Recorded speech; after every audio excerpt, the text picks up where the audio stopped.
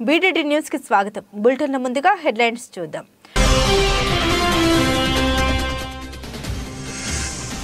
మాల్దీవుల అధ్యక్షుడి భారత వ్యతిరేక వైఖరి, ప్రాణాలు కోల్పోయిన 14 ఏళ్ల బాలుడు.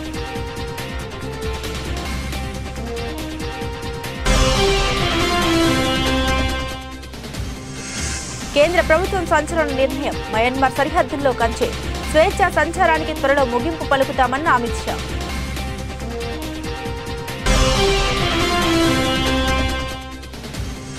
ప్రాణ ప్రదేశ ప్రారంభోత్సవానికి అయోధ్య సిద్ధం, విద్యుత్ కాంతులతో వెలిగిపోతున్న రామాలయం, దేశమంతటా భక్తిభావం, పండుగ వాతావరణం.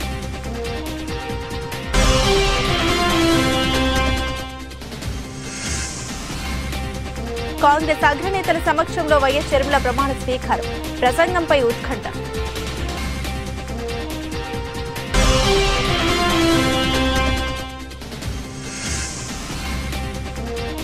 టీడీపీ అభ్యర్థి ప్రకటనపై జనసేనలో ఆలోచన, వరుస సభలతో దూసుకెళ్తున్న బాబు.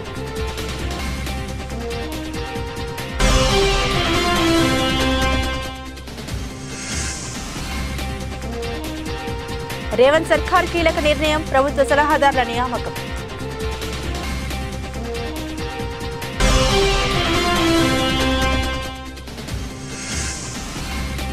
ఇంటెలిజెన్స్ ఆఫీసర్ గా యామి గౌతమ్, ఆసక్తికరంగా ఆర్టికల్ 370 టీజర్.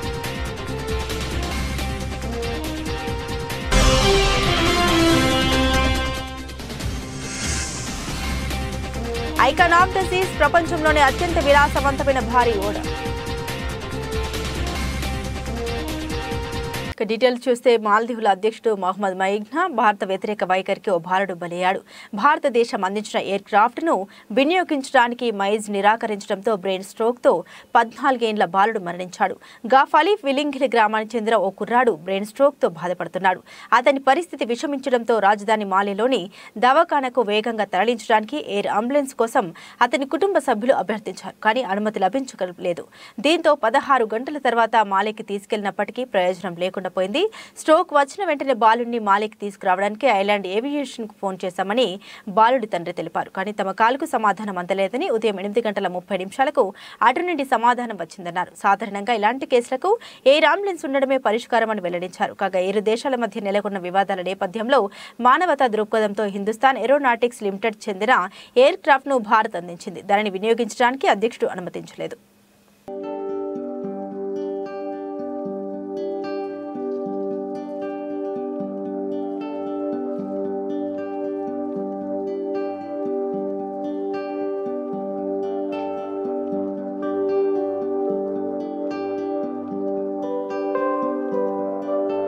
మయన్మార్లో సైనిక పాలకులు తిరుగుబాటు దళాలకు మధ్య జరుగుతున్న అంతర్యుద్ధం భారత్పై ప్రభావం చూపుతుంది.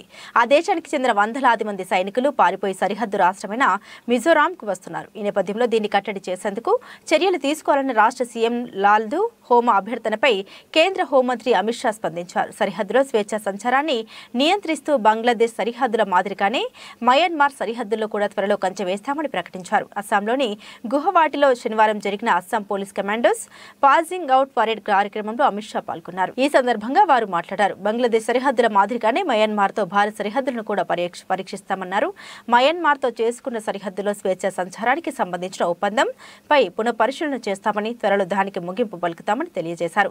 ప్రస్తుతం 2 దేశాల మధ్య అమల్లో ఉన్న ఒప్పందం మేరకు భారత్ మయన్మార్ సరిహద్దుల్లోని 16 కిలోమీటర్ల పరిధిలో నివసించే ఇరు దేశాల ప్రజలు వీసా లేకుండా, ఎలాంటి భద్రతా తనిఖీలు లేకుండా ఒకరి భూభాగాల్లోకి మరొకరు వెళ్లేందుకు అవకాశం ఉంది.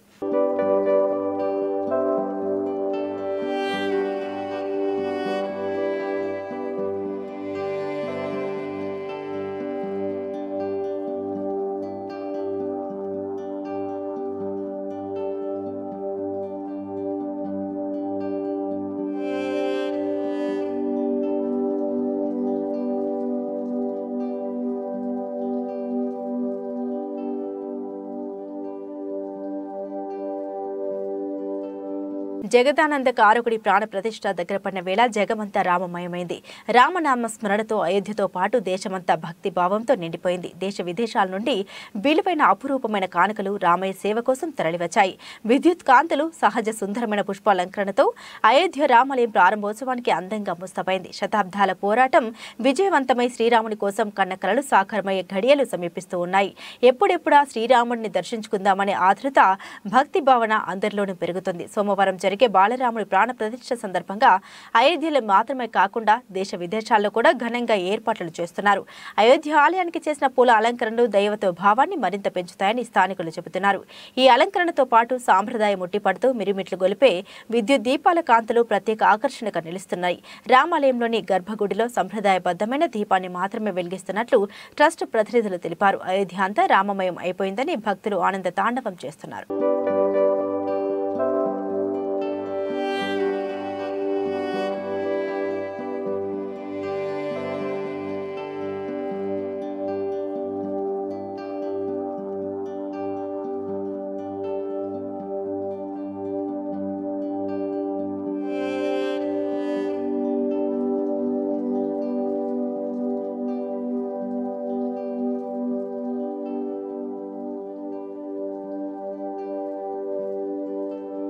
ఏపీ కాంగ్రెస్ కు కొత్త సారథి రాష్ట్ర అధ్యక్షురాలిగా వైఎస్ షర్మిల ప్రమాణ స్వీకారం చేస్తున్నారు. ఈ కార్యక్రమానికి పార్టీ అగ్రనేతలతో పాటు రాష్ట్ర వ్యవహారాల ఇన్ఛార్జ్ మాణిక్యం ఠాకూర్, ఏఐసిసి కార్యదర్శి మునియప్పన్, కృష్ణఫర్ తిలక్ హాజరు కానున్నారు. షర్మిల ప్రమాణ స్వీకారానికి కానూరులో ఆహ్వానం ఫంక్షన్ హాల్ వేదికగా కాబోతుంది. ఆ తర్వాత ర్యాలీగా బయలుదేరి విజయవాడ పార్టీ ఆఫీస్ ఆంధ్రరత్న భవన్లో అధ్యక్ష హోదాలో బాధ్యతలు తీసుకుంటారు షర్మిల. ప్రమాణ స్వీకారం అనంతరం షర్మిల ఏం మాట్లాడబోతున్నారు? ఆమె ప్రసంగం ఎలా ఉండబోతుంది? తొలి ప్రసంగంతోనే కార్యకర్తల్లో నూతన ఉత్తేజం నింపుతారా? పార్టీకి జవసత్వాలు నింపేలా ప్రసంగం ఉండబోతుందా? భవిష్యత్ కార్యాచరణపై స్పష్టత ఇవ్వబోతున్నారు. షర్మిల ప్రమాణ స్వీకారం నేపథ్యంలో ఆసక్తి నెలకొంది. నిన్న ఇడుపులపాయ వెళ్లిన షర్మిల తండ్రి సమాధి దగ్గర నివాళులు అర్పించారు. షర్మిల ఆధ్వర్యంలో మాజీ మంత్రి అహ్మదుల్లా పార్టీలో చేరారు.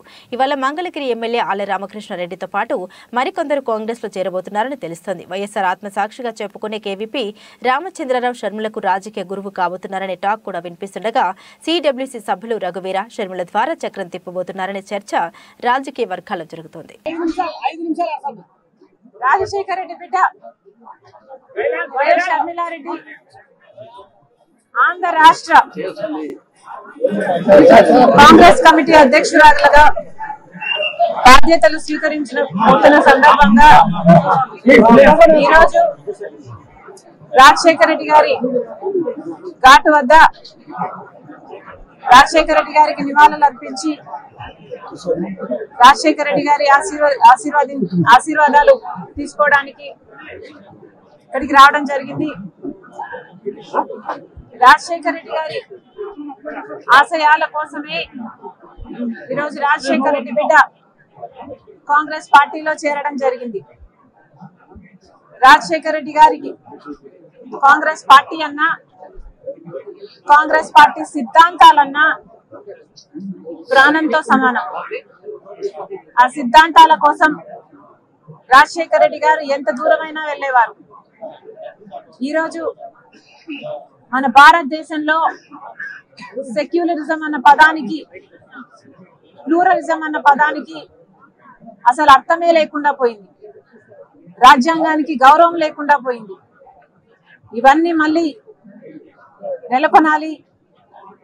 కాంగ్రెస్ పార్టీ సిద్ధాంతాలు నిలబడాలి. భారతదేశానికి మంచి జరగాలి. రాజశేఖర రెడ్డి గారి ఆశయాలన్నీ సిద్ధించాలి. అందుకే రాజశేఖర రెడ్డి బిడ్డ కాంగ్రెస్ పార్టీలో చేరడం జరిగింది. ఆ సిద్ధాంతాల కోసం ఆఖరి వరకు నిలబడతానని రాజశేఖర రెడ్డి గారి కోరుకున్నట్టుగా రాహుల్ గాంధీ గారిని ప్రధానమంత్రిని చేసేంత వరకు నా పోరాటమే కాదు, ఇక్కడ ఏ ఒక్కరి పోరాటం కూడా ఆగదని మరొకసారి ఈ సందర్భంగా మీ అందరూ. ఏపీలో అన్ని రాజకీయ పార్టీలు రాజకీయ వ్యూహాలను సిద్ధం చేసుకుంటున్నాయి. మరో 2 నెలల్లో జరిగే అసెంబ్లీ, పార్లమెంట్ ఎన్నికల్లో గెలుపు లక్ష్యంగా పావులు కదుపుతున్నాయి. అయితే ఎన్నికల నోటిఫికేషన్ రాకముందే ప్రచారంలో దూకుడు పెంచారు టీడీపీ అధినేత చంద్రబాబు. రా కదలిరా సభలతో క్యాడర్లో జోష్ పెంచుతున్నారు. ఓ అడుగు ముందుకేసి అరకు, మండపేటలో అభ్యర్థుల్ని అనౌన్స్ చేశారు. దీంతో టీడీపీ అటు జనసేనలో అలజడి మొదలైంది. అభ్యర్థుల అనౌన్స్మెంట్ ను తప్పుపడుతున్నారు స్థానిక నేతలు. రెబల్ గా తాము ఖచ్చితంగా పోటీలో ఉంటామంటూ హెచ్చరిస్తున్నారు. టీడీపీ అధినేత చంద్రబాబు టూర్ తర్వాత అరకు మండపేటలో టికెట్ మంటలు రేగాయి. అరకు సభ వేదికగా దొన్నదొరను టీడీపీ అభ్యర్థిగా ప్రకటించారు బాబు.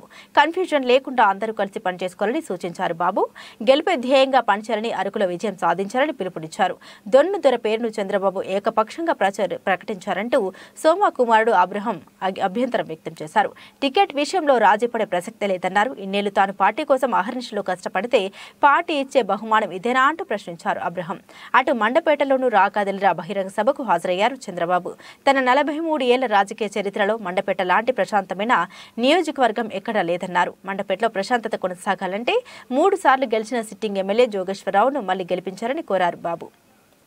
చంద్రబాబు అనౌన్స్మెంట్ తర్వాత జనసేన నేతలు సమావేశమయ్యారు. భవిష్యత్ కార్యాచరణపై అనుచరులతో మండపేట జనసేన నేత లీలాకృష్ణ చర్చలు జరిపారు. పొత్తులో భాగంగా మండపేట టికెట్ ఆశిస్తున్న జనసేన నేత లీలాకృష్ణ చంద్రబాబు పేరుపై అభ్యంతరం వ్యక్తం చేశారు. సీట్లు సర్దుబాటుకు ముందే అభ్యర్థి ప్రకటన ఎలా చేస్తారంటూ ప్రశ్నించారు లీలాకృష్ణ. అటు వైసీపీలోనే కాదు టీడీపీ జనసేనలోనూ సీట్ల సర్దుబాటు వివాదంగా మారింది. ఇలాంటి వివాదాలు మరోసారి తెరపైకి రాకుండా ఇక నుండి సభలకు ముందే నేతలతో చర్చించి నేతల మధ్య సమన్వయం కుదిరాకే అభ్యర్థుల్ని అనౌన్స్ చేశారో లేదో చూడాలి. రేవంత్ రెడ్డి నేతృత్వంలోని తెలంగాణ ప్రభుత్వం కీలక నిర్ణయం తీసుకుంది. 4 సలహాదారులను నియమిస్తూ తెలంగాణ ప్రభుత్వం ఉత్తర్వులు జారీ చేసింది. 4కి కూడా కేబినెట్ హోదా కల్పిస్తూ ఉత్తర్వులు జారీ చేసింది. ముఖ్యమంత్రి రేవంత్ రెడ్డికి ప్రధాన సలహాదారులుగా వేం నరేందర్ రెడ్డిని నియమించారు. SC, ST, OBC, minority welfare కోసం ప్రభుత్వ సలహాదారుగా షబ్బీర్ అలీ, ఢిల్లీలో తెలంగాణ రాష్ట్ర ప్రభుత్వ ప్రత్యేక ప్రతినిధిగా డాక్టర్ మల్లు రవిని నియమించారు. ప్రోటోకాల్ మరియు పబ్లిక్ రిలేషన్స్ ప్రభుత్వ సలహాదారుగా హెచ్ వేణుగోపాలరావును ప్రభుత్వం నియమించింది. ఈ సందర్భంగా సాంస్కృతిక పురావస్తు శాఖ మంత్రి జూపల్లి కృష్ణారావు గారికి శుభాకాంక్షలు తెలిపారు.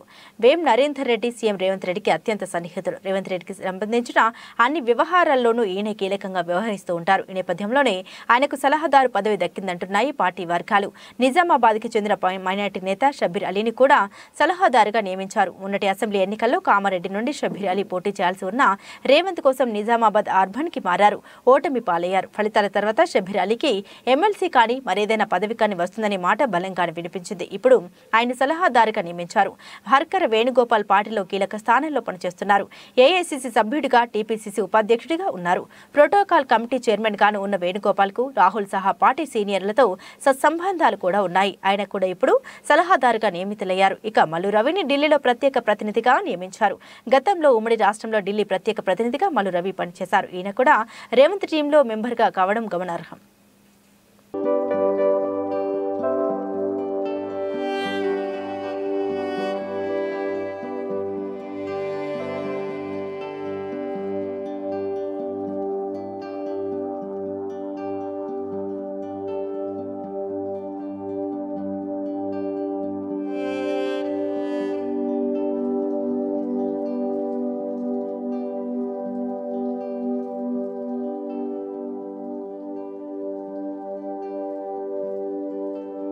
లో రేవంత్ రెడ్డి గారి స్పీచ్. ఎక్కడికి పోయినా mass young dynamic leader Revanth Reddy crazy మామూలుగా లేదు కదా, తగ్గేదే లేదంటున్నారు రేవంత్ రెడ్డి. ప్రజలు బుద్ధి చెప్పినా ఇంకా బీఆర్ఎస్ పార్టీ నాయకులకు ఇంకా అహంకారం తగ్గించుకోవట్లేదని కేసీఆర్ కు, కేటీఆర్ కు రేవంత్ రెడ్డి సవాల్ విసిరారు.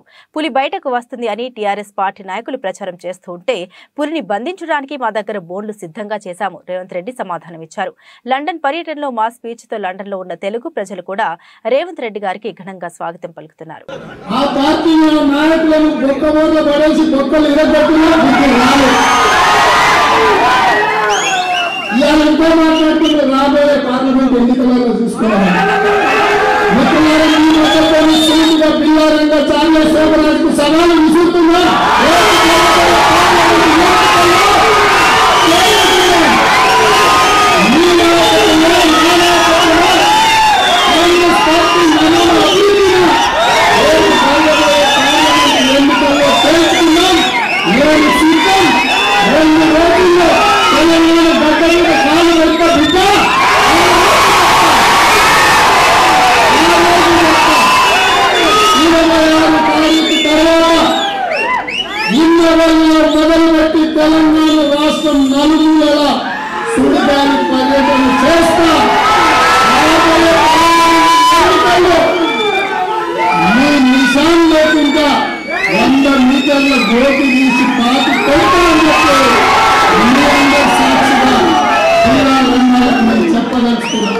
చిట్యాల గ్రామంలో కోటి రూపాయలతో పలు అభివృద్ధి కార్యక్రమాల ప్రారంభోత్సవాల్లో విజయవాడ పార్లమెంట్ సభ్యులు కేశినేని నాని ఎమ్మెల్యే మొండితోక జగన్ పాల్గొన్నారు. ఈ సందర్భంగా కేశినేని చిన్నిపై విజయవాడ ఎంపీ కేశినేని నాని ఘాటు వ్యాఖ్యలు చేశారు.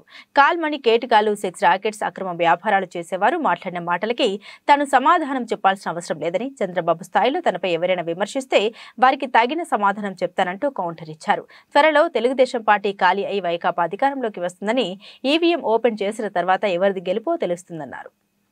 నలుగురు కూడా రాలేదు ఆయనతో పాటు. రేపు 70% వైసీపీ ఖాళీ అయిపోతుంది. ఇప్పటికే 4 ఎమ్మెల్యేలు మాతో టచ్లో ఉన్నారని చెప్పి నిన్న కేశినేని నాని గారు కంచిచర్లు వచ్చిన మొన్న విజయవాడలో చెప్పా, కొంతమందిని ఇగ్నోర్ చేయడం బెటర్. అర్థమైందా? మీరు మీడియాలో అనవసరంగా బ్రోతల హౌసులు నడిపే వాళ్ళని, కాల్మనీ వ్యాపారస్తుల్ని, చీటర్లని, డాఫర్లని పెద్దవాళ్ళని చేయొద్దు. దయించి నాతో మాడేచ్చొద్దు. నిన్న బాక్స్ ఓపెన్ చేసినాక 100% ఏది ఖాళీ అవుతుందో తెలుస్తుంది. సో అవన్నీ అనవసరమైన మాటలు. ఉత్తర కుమారుడు ప్రగల్భాలు ఇవన్నీ. అనుచరులతో నేను ఆత్మీయ సమావేశం ఏర్పాటు చేశారు. అంటే గతంలో టీడీపీలో ప్రధాన అనుచరులతో. ఇప్పుడు నేను అంతకుముందు టీడీపీలో ఉన్నా, ఇప్పుడు వైఎస్ఆర్సీపీలో ఉన్నా. ఎవరి ప్రయారిటీస్ వాళ్ళకు ఉంటాయి. అంతేగాని ఇప్పుడు వాళ్ళు పార్టీకి పనిచేశారు, ఇక్కడ పార్టీకి పనిచేసే వాళ్ళు ఉన్నారు. ఇప్పుడు మా ముగ్గురు ఇది నచ్చిన అధికారంలో వచ్చేవాళ్ళు వస్తారు. మేము ఎవరిని కూడా బలవంతం చేయం. ఎందుకంటే ప్రజలంతా జగన్మోహన్ రెడ్డి అంటున్నారు. ప్రజలు మొత్తం ఇవాళ జగన్మోహన్ రెడ్డి గారు కావాలనుకుంటున్నారు. సో దాంట్లో ఇప్పుడు నాయకులు చేసేది ఏం లేదు, పాత్ర చాలా తక్కువ ఇవాళ. అదేనా? సో ప్రజలు ఒక పక్షాన ఉన్నప్పుడు నాయకులు అనేది ఉంటారు, కొంత పార్టీ ఉంటుంది. కానీ దానివల్ల పెద్ద ఇదే ఉంది. ఒక పక్క అంబేద్కర్ భారీ విగ్రహం నేను ఓపెన్ చేశారు జగన్ గారు. నేను మీ సోదరుడు తొరలపాడు ఆ గ్రామాలకు వచ్చి దళితులపై దాడి అరికట్టాలని ఆందోళన నిర్వహిస్తున్నారు. తెలుగుదేశం పార్టీ ఇప్పటికే ఫుల్ అయిపోయింది. వైసీపీ నుంచి ఎమ్మెల్యేలు వచ్చినా, నాయకులు వచ్చినా ఖాళీ లేదు. అలాంటి వాళ్ళు మంచి వాళ్ళు వస్తే తీసుకుంటాం తప్ప ఎంతమంది ఎవరన్నారు? చంద్రబాబు అడిగి చెప్పండి సార్. నాకు ఇవన్నీ టీడీపీ కోర్టుగా పనిచేశారు. మీరు టీడీపీలో ఉన్నప్పుడు వైఎస్ఆర్ కోర్టుగా పనిచేశారు అన్నారు. దాని గురించి మీరేమంటారు? చెప్పే కదా, కాల్మనీ వ్యాపారస్తుల గురించి నేనేం మాట్లాడను. నువ్వు చంద్రబాబు గురించి మాట్లాడి చెప్తా, లోకేష్ గురించి మాట్లాడి చెప్తా. లోకేష్ నా స్థాయికి నేను తక్కువ మాట్లాడాల్సిందే. అచ్చంపేట పట్టణంలోని 100 పడకల ఆసుపత్రిని వైద్య ఆరోగ్య శాఖ మంత్రి దామోదర్ రాజనరసింహ మరియు ఉమ్మడి పాలమూరు జిల్లా ఇన్ఛార్జి ఎమ్మెల్యే డాక్టర్ చిక్కుడు వంశీకృష్ణ సందర్శించారు. ఈ సందర్భంగా మంత్రి మాట్లాడుతూ 100 పడకల ఆసుపత్రిని కట్టించి సిబ్బందిని, సౌకర్యాలను మర్చిపోయారని పేర్కొన్నారు. రికార్డులను పరిశీలించి ప్రజలకు 24 గంటల వైద్యులు అందుబాటులో ఉండి మెరుగైన వైద్యం అందించాలని, ప్రభుత్వ ఆసుపత్రిలోనే ఇంకా ప్రసవాలను పెంచే విధంగా డాక్టర్లను తీసుకోవాలని అన్నారు. సీఎం రేవంత్ రెడ్డితో మాట్లాడి అచ్చంపేట నియోజకవర్గంలో నర్సింగ్ కళాశాలను ఏర్పాటు చేస్తామని హామీ ఇచ్చారు.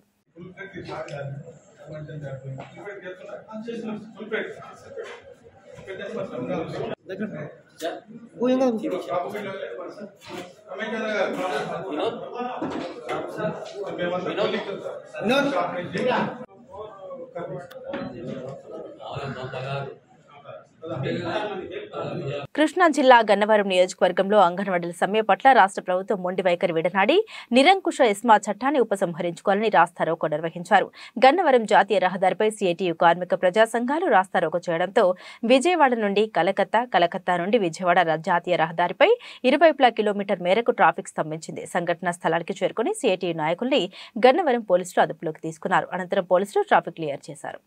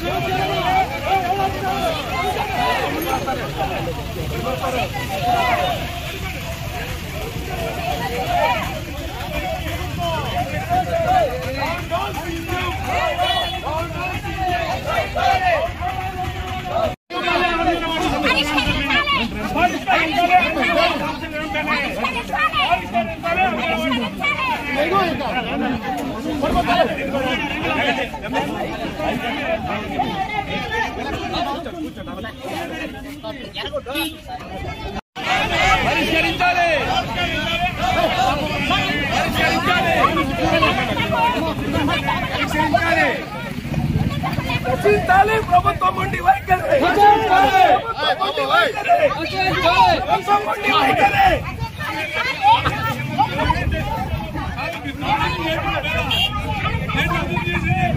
గత బీఆర్ఎస్ ప్రభుత్వం అంతా అవినీతిమయమని మాజీ మంత్రి బోధన్ ఎమ్మెల్యే సుదర్శన్ రెడ్డి ఆరోపించారు. బోధన్ సాలూర మండలాల్లో ఎమ్మెల్యే సుదర్శన్ రెడ్డి పర్యటించారు. నాయకులు కార్యకర్తలు ఎమ్మెల్యే సుదర్శన్ రెడ్డికి ఘనంగా సన్మానించారు. ఈ సందర్భంగా ఎమ్మెల్యే సుదర్శన్ రెడ్డి మాట్లాడుతూ గత బీఆర్ఎస్ ప్రభుత్వంలో నాయకులు అక్రమ దందాలు కొనసాగిస్తూ కమిషన్లు దండుకున్నారని ఆగ్రహం వ్యక్తం చేశారు. మిగులు బడ్జెట్తో ఉన్న తెలంగాణ రాష్ట్ర ఖజానాను ఖాళీ చేశారని నాయకులు ఎవరైనా సరే అనవసర రాజకీయాలకు స్వస్తి పలికి అభివృద్ధిని కోరుకోవాలనుకున్నారు. రాష్ట్రాన్ని దోచుకుంది చాలక పెద్ద మాటలు మాట్లాడుతున్నారని నోరు అదుపులో పెట్టుకుని మాట్లాడాలని కేసీఆర్ ను ఉద్దేశించి హెచ్చరించారు. 10 క్లాసులు ఒక్కొక్క టీచర్ ఒక్కొక్క సబ్జెక్టు ఇస్తారు. దాని ప్రకారం కూడా చర్చ కావాలి. అదేవిధంగా మీ అందరినీ నా రైతు సోదరులను అనుభవిస్తూ ఉన్నారు. మీరు సొంత ల్యాండ్స్ కొన్ని ఎకరాలు ఇచ్చినందుకు, అదేవిధంగా ప్రైమరీ వరకు ఇక్కడ అకామిడేషన్ సరిపోతాం అనుకుంటాను. ఆ తర్వాత మనం అక్కడ కూడా గత ప్రభుత్వం పుణ్యాత్ములు ఎక్కడ చూసినా బాధ్యతలు పెట్టారు. ఏమి చేయాలని డబ్బులు ఎదుగుతున్నాయి కాబట్టి తప్పనిసరిగా నా ఇంజనీర్లతో ఎస్టిమేషన్ చేపించి మనకు ఒక 4-5 క్లాసెస్ కూడా నడిచేట్టు నేను కూడా ప్రయత్నం చేస్తాను. అదేవిధంగా మీ హెడ్ మాస్టర్లు కానీ టీచర్లు కానీ బాగా పనిచేస్తున్నారా? బాగా పనిచేస్తూ ఉన్నారు, మీటింగ్లు చెప్తా ఉన్నారు. కానీ తప్పనిసరిగా రంగారెడ్డి జిల్లా పేకాట స్థావరాలపై రాయకోడ్ పోలీసులు మెరుపు దాడులు చేశారు. రాయకోడ్ మండలం కుస్నూరు గ్రామ వాగు వద్ద కొందరు పేకాట ఆడుతున్నారని తెలుసుకున్న ఎస్ఐ వెంకటరెడ్డి పోలీసు సిబ్బందితో కలిసి దాడులు నిర్వహించగా పేకాట ఆడుతున్న 12 మందిని అదుపులోకి తీసుకున్న పోలీసులు వారి నుండి 19,900 రూపాయలను సీజ్ చేసినట్లు రాయకోడ్ ఎస్ఐ తెలియజేశారు. పేకాట రాయిలను కోర్టులో ప్రవేశపెట్టనున్నట్లు, ఎక్కడైనా ఎవరైనా పేకాట ఆడుతుంటే సమాచారం ఇవ్వాలని ప్రజలకు సూచించారు. పేకాట ఆడేవారు ఎంతటి వారైనా కఠిన చర్యలు తప్పవని హెచ్చరించారు ఎస్ఐ వెంకటరెడ్డి. ఈరోజు ఆఫ్టర్నూన్ 3:30కి ఈ కుస్నూరు విలేజ్లోని కుస్నూరు వాగు పక్కన పేకాట ఆడుతున్నారని చెప్పేసి సమాచారం రావడం జరిగింది. సో వెంటనే నేను మా సిబ్బంది కలిసి మఫ్టీలో రైడ్ చేయగా అక్కడ ఉన్నటువంటి మొత్తం టోటల్ 12 మంది పేకాట ఆడుతున్నారు. ఇమీడియట్గా మేము పట్టుకోవడానికి వెళ్తే 5 పట్టుబడ్డారు, 7 పారిపోవడం జరిగింది. వాళ్ళు డబ్బులు వదిలేసి అక్కడ పారిపోయారు. సో వారి వద్ద మొత్తం టోటల్ అమౌంట్ 19,900 రూపాయలు, 19,900 రూపాయలు అమౌంట్ను సీజ్ చేయడం జరిగింది. సో వారందరి మీద 12 మంది మీద కేసు నమోదు చేస్తున్నాం. అదేవిధంగా వాళ్ళని కూడా త్వరలోనే అరెస్ట్ చేసి కోర్టు ముందు కూడా ప్రొడ్యూస్ చేయడం జరుగుతుంది. ఎవరైనా ఇట్లా పేకాట ఆడితే మాత్రం కఠిన చర్యలు తీసుకుంటాం. ఎవరిని వదిలిపెట్టే ప్రసక్తి లేదు. ఎవరు కూడా ఆడద్దు సంసారం ఖరాబ్ అయింది కాబట్టి ఎవరు కూడా ఆడొద్దు అని చెప్పేసి మీ అందరికీ విజ్ఞప్తి చేస్తున్నాం. విద్యా సంస్థ నిజామాబాద్ జిల్లా ఆర్మూర్ మున్సిపాలిటీ పరిధిలోని ఆల్ఫోర్స్ లిటిల్ నేషనల్ స్కూల్ శనివారం రోజున జనవరి 22న జరగబోయే అయోధ్య రామ మందిరంలో శ్రీరాముని విగ్రహ ప్రతిష్టాపన జరుగుతుంది. కాబట్టి ఈ సందర్భంగా ముందస్తుగా ఆల్ఫోర్స్ లిటిల్ నేషనల్ స్కూల్లో సీతారామ లక్ష్మణ సమేత ఆంజనేయ స్వామి స్వాగతం పలికిన విద్యా సంస్థ విద్యార్థులతో నృత్యాలు, సాంస్కృతిక కార్యక్రమాలు నిర్వహించడం జరిగింది. భారతదేశం యొక్క విలువలతో కూడిన సంస్కృతిని విద్యార్థులకు నేర్పించడం మా ఉద్దేశమని, అదేవిధంగా చదువులతో పాటు విద్యార్థులకు భారతదేశ సంస్కృతి పట్ల అవగాహన ఉండాలని పేర్కొన్నారు.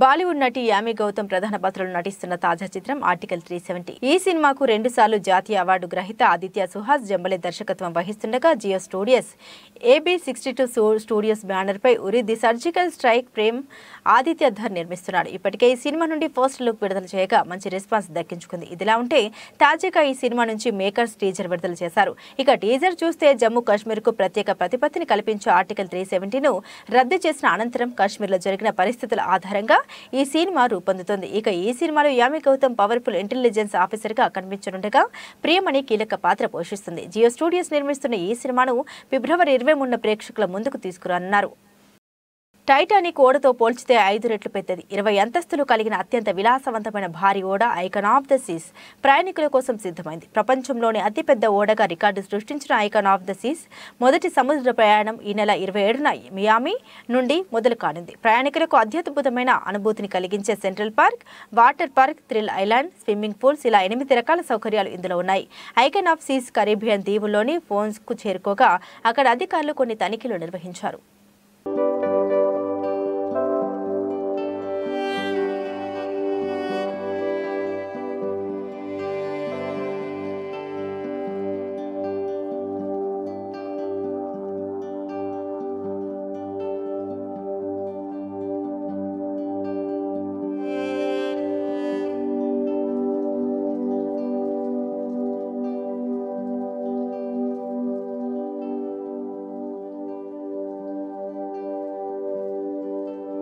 బులెటిన్ ముగించే ముందు హెడ్లైన్స్ మరోసారి. మాల్దీవుల అధ్యక్షుడి భారత వ్యతిరేక వైఖరి, ప్రాణాలు కోల్పోయిన 14 ఏళ్ల బాలుడు.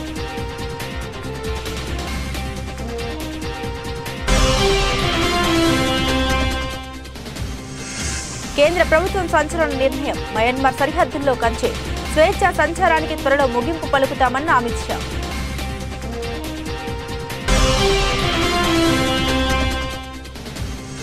ప్రాణ ప్రతిష్ఠ ప్రారంభోత్సవానికి అయోధ్య సిద్ధం, విద్యుత్ కాంతులతో వెలిగిపోతున్న రామాలయం, దేశమంతటా భక్తిభావం, పండుగ వాతావరణం.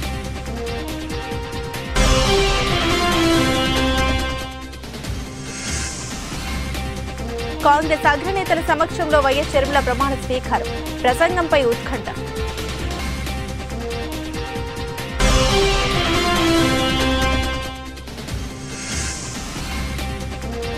టీడీపీ అభ్యర్థి ప్రకటనపై జనసేనలో ఆలోచన, వరుస సభలతో దూసుకెళ్తున్న బాబు.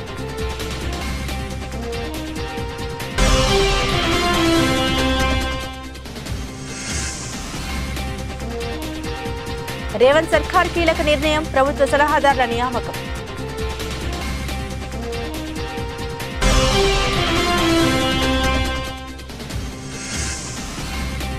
ఇంటెలిజెన్స్ ఆఫీసర్ గా యామి గౌతమ్, ఆసక్తికరంగా ఆర్టికల్ 370 టీజర్.